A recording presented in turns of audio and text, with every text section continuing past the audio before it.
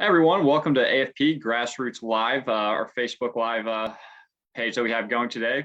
We're here talking with Congresswoman Debbie Lesko. As you know, AFP represents millions of grassroots activists across 35 state chapters. And before we get started with the Congresswoman, I want to throw it over to my colleague, Stephen Shadegg, who's our AFP State Director, to not only talk about our state chapter, but also introduce the Congresswoman. David, over to you. Stephen, sorry, Wonderful. Over to you. Thanks, Thomas. Not a big deal.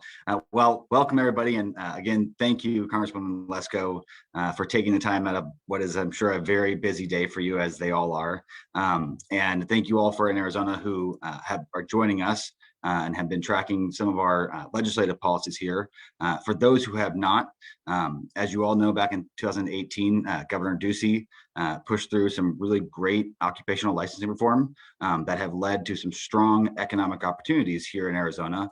And this year, we're following suit with several other bills, one of which is going to be coming up here shortly, hopefully on income tax reform, which is a really great opportunity in Arizona for us to continue to drive on creating economic opportunity and capabilities here in Arizona. As many of you know, the DC tends to try to block our progress here. And I'm sure, as Congressman Lesko is going to tell you, things like the ProAct and things like COVID relief put a damper on income tax reform and other opportunities in Arizona to create a better future and a better life for Arizona. So with that, I will let Congressman Lesko tell you about her fights in Washington, D.C. Congressman Lesko, thanks for jumping on. And the first question I'd like to ask is, what is the ProAct and what do our folks in Arizona and across the nation need to know about it? Well, thank you, Stephen, for having me on. And I love AFP. I mean, I always have. And you guys do an awesome job standing up for the freedoms and values that have made our nation great. So thanks for the fight that you have. The ProAct is a Democrat push bill.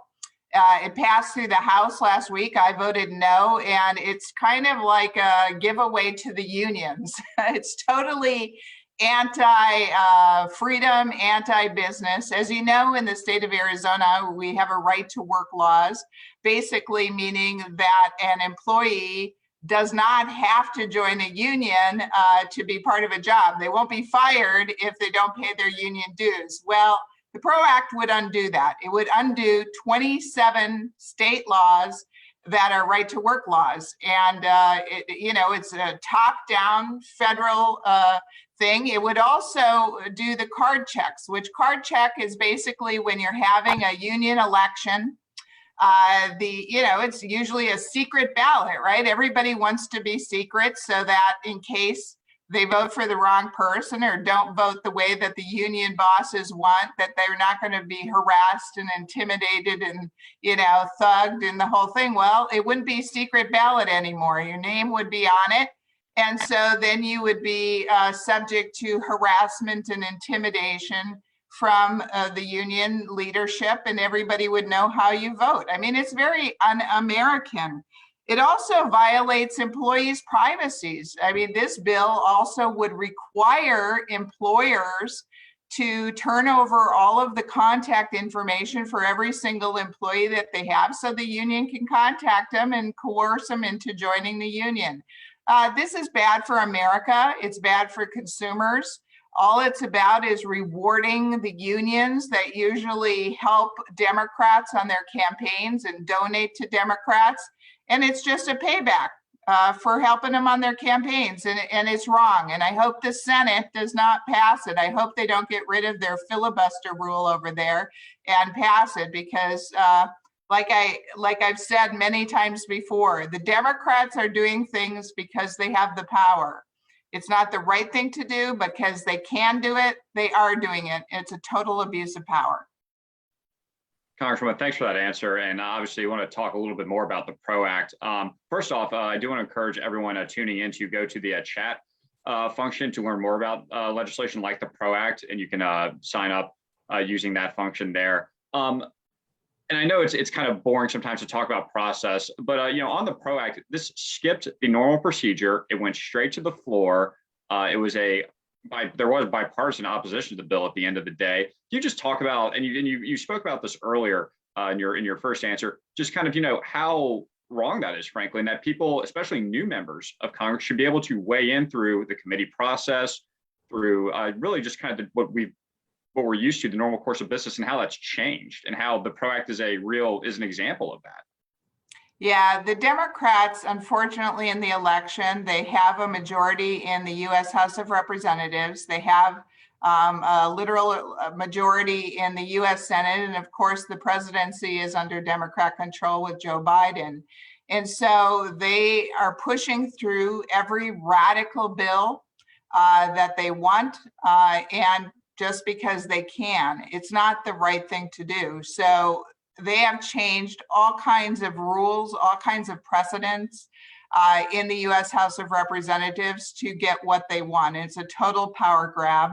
As you said, this bill didn't even go through normal committees, went right to Rules Committee, which is usually the last stop before bills go to the floor for a vote. It just went to that committee and then for a vote. All of these bills they've been doing, taking away Second Amendment rights, the H.R. 8, would totally annihilate the Second Amendment. And that didn't even go through Judiciary Committee.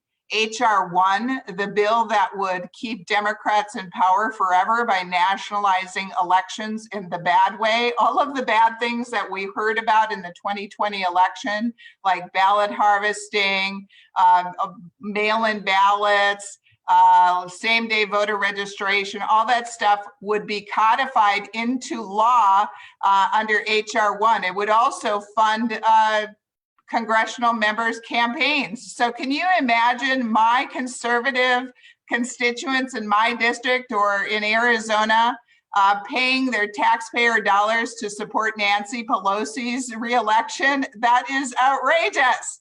But they passed it because they can pass it, because they have the votes. And that's why I want to tell your viewers and listeners how important elections are. When I say that there's a majority in the U.S. House of Representatives, that means that more Democrats were elected than Republicans. That means they have the votes. In the Senate, it's a 50-50 split, but because Kamala Harris has a tie-breaking vote, they effectively have majority in the U.S. Senate, and of course they have the presidency. And so we need to, in 2 years, Republicans, in my opinion, conservatives, need to get back a majority in either the House or the Senate or both, if we're going to stop this radical agenda that the Democrats are pushing.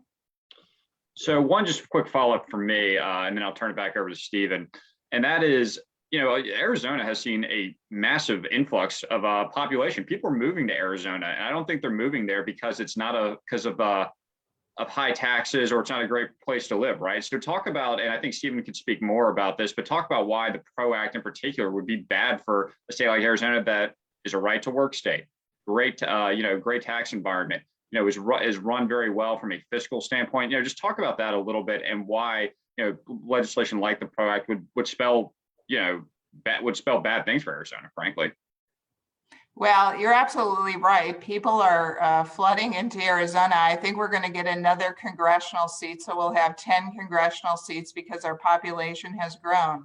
And quite a number of those people, I believe, are coming from California because they're sick and tired of the onerous regulations and high taxes and ridiculous energy policy that California has. And so they're coming here to Arizona. The things that people seem to forget, or maybe they never knew, is that the reason that it's cheaper and better to live in Arizona, where we have more freedom, is because of the policies. We have a Republican governor, we have a Republican-controlled state legislature, and they have policies that believe in the free enterprise, individual freedoms, constitutional rights, lower taxes. And that's why we have a better environment in the state of Arizona, and that's why people are going here. Now, unfortunately, there's been ballot measures like Prop 208, which was, it passed. People were convinced of this. But I talked to a business owner that has been in Arizona for many, many years, has a great business. He decided to move to Florida because of Prop 208, and it increases taxes. And now with the passage of this Biden's so-called COVID relief package, I mean, it's tying the hands of the state of Arizona to try to cut our taxes. And it's a Democrat-controlled. I voted no on that COVID relief bill of Biden. So did every single Republican, because it's a $1.9 trillion boondoggle with lots of strings attached, and doesn't let states do what states should be able to do, and totally gets rid of states' rights. It's an awful bill, and I hope you talk about that more in the future as well.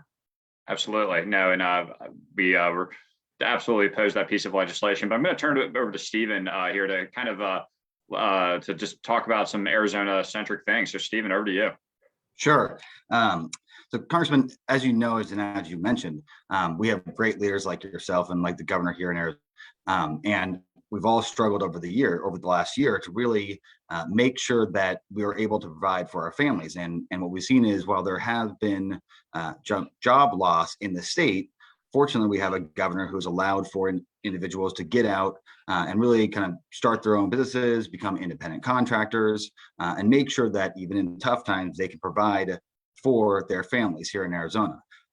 My understanding is that the ProAct would implement something called an AB5, which would extremely limit and really devastate the independent contractors. Can you tell the viewers a little bit more about AB5? And I know it sounds like the alphabet, but I think you can speak to that. Well, my understanding is that it would override these individual contractors, like let's say Uber or Lyft drivers. You know, they'd have to be employees of an employer, instead of the freedom of people being able to start their own business, hire independent contractors. They're going to stifle this. The Democrats are going to stifle it with their ProAct, pro-union, because the whole thing is about every single employee being part of a union. That's the goal of the ProAct. And it's just a payback, in my opinion, to the unions by the Democrats, because the Democrats have supported them, given contributions to them, and it's rewarding them. So it's taking away individual freedoms. Governor Ducey was a big proponent of the sharing community in the state of Arizona. When I was in the state legislature, I joined with him on bills that promoted Airbnb and those type of organizations, because it gave people an opportunity to make money. It's just basic freedoms. We don't want the government to overregulate us. And so, unfortunately, the Democrats have a different view than you and I do, and really think that government, the federal government particularly, knows better than individual citizens, and it's unfortunate. Great. So obviously you're back there fighting the good fight, and I'm sure it's very challenging right now. With Americans for Prosperity, a lot of the stuff we do is with our activists and making sure that we inform them of what's going on and that they're contacting you. What else can we do to help you and your colleagues in the fight that you have? Because it is a fight and it gets lonely in a fight, and we want to be able to provide that cover for you. How can we help you? Oh, I have a great idea on this. I need more people who are listening and watching to write letters to the editor, write op-eds, and also comment on social media. For goodness sakes, I put tweets out on my Twitter page, and I am scared to read my comments because they're nasty. They're a bunch of liberals that I think are paid by the Democrat Party or something to write these nasty things. And we don't have enough conservatives having the gumption to write, because they know that they're going to be criticized, right? But we need to stand up. We can no longer be the silent majority, okay? It's too late, folks. Our country's going to go down the tubes. You got to stand up for what you believe in. And in my district, they still deliver papers on driveways, especially in the senior citizen community. These people read the papers that are put on their driveways. So we need letters to the editors. I'm sick of seeing all the letters to the editors and op-eds, a bunch of liberal perspectives. People need to stand up, talk to their neighbors, talk to their friends, write letters to the editors, write op-eds, and for goodness sake, say nice things about conservatives that you support on social media. Well, that's 100% true. And for anybody who wants to write an op-ed, we're always happy to help with that in the process. So you had mentioned that you guys recently passed the ProAct in the House. Is there still time for people to help, and what does that look like? Well, I would say that your viewers need to contact the U.S. Senate and ask them not to vote for the ProAct. Now, some of the Democrats are probably going to vote for the ProAct, right? Because they support unions. Unions supported them. But in the Senate, there's a 60-vote filibuster rule. And so far, my belief is that Kyrsten Sinema has said publicly that she does not support getting rid of the 60-vote filibuster rule. So I would suggest that we contact her, we contact Joe Manchin and any other senator and say, no, you shouldn't get rid of that 60-vote filibuster rule. And also, meantime, you can also ask them to vote no on the ProAct. Well, I'm glad earlier you mentioned the COVID, the quote unquote COVID relief bill, which as you know well, that really was kind of mislabeled, right? Not a lot of it went to COVID. So can you talk about some of the more egregious, provisions of that piece of legislation? Obviously a lot of money going to states and cities to bail them out in many respects. Can you just expand on that a little bit? Yeah, not one single Republican voted for Biden's COVID relief bill, and there's a good reason for that. It's a total boondoggle. So of the $1.9 trillion, only 9% of that amount of money actually went towards vaccinations or anything health related to COVID-19. Also, about half of it won't even be spent till 2022 or sometimes even later, 2024, after the entire pandemic crisis is over. So how is that related to COVID emergency relief? In addition, $1 trillion with a T, $1 trillion of the past 5 bipartisan COVID relief bills is still not spent. It's still sitting there waiting for somebody to use it. And it's just amazing to me that even in the state of Arizona, we're getting $16.2 billion from this COVID relief package. That's more than our $12 billion state budget. It's just amazing to me. And that on top of Arizona had a budget surplus, if I'm not mistaken. And every single month I talk to the mayors in my congressional district and I ask them how they're doing. And every month they have told me throughout the pandemic that their sales tax revenue was just fine. In fact, even higher sometimes than it was pre-COVID, that internet sales were just booming, car sales were booming. And so the thing is that we have $28 trillion in national debt. I mean, that's just, we need to do something about this, and adding more and more relief when it's not needed, it is wrong. Definitely. And you led into a great segue, which I'll leave as my kind of last question for our viewers, which is, on our end, as you mentioned, Arizona has had quite a few increases and some surcharges. And while you're fighting the good fight back there, I will say I think that there's a great opportunity coming up here in state for us to look at passing some good income tax reform. So my last question to you would be, closing out, kind of what's the most important thing you think that Arizona and our nation's going to face in the next 2 years? Boy, I think the most important thing we're going to face is the onslaught from President Biden and the Democrats on trying to take away our constitutional rights. Our First Amendment is under attack. There's censorship, not only, by big tech for sure, but others. And here in the floor of the US House of Representatives, there's this whole attack on Republicans in whole, calling us white supremacists. And it's like this name calling strategy to villainize us so that they can win. And it's wrong. Also, there's an attack on our Second Amendment. There's an attack on our culture, quite frankly. And so when you get down to it, when basic values are undermined, like, for instance, this Equality Act or Violence Against Women Act that is Democrat pushed, which would mandate under penalty of federal law that domestic violence shelters, girls' sports, bathrooms, schools, put males right next to females in showers, etc. That's breaking down our society. When you're taking away the definition of him and her, I mean, this is an underlying threat. It goes way deeper than an individual piece of legislation, and it will contribute to the decay of our society, and that's what's really frightening to me.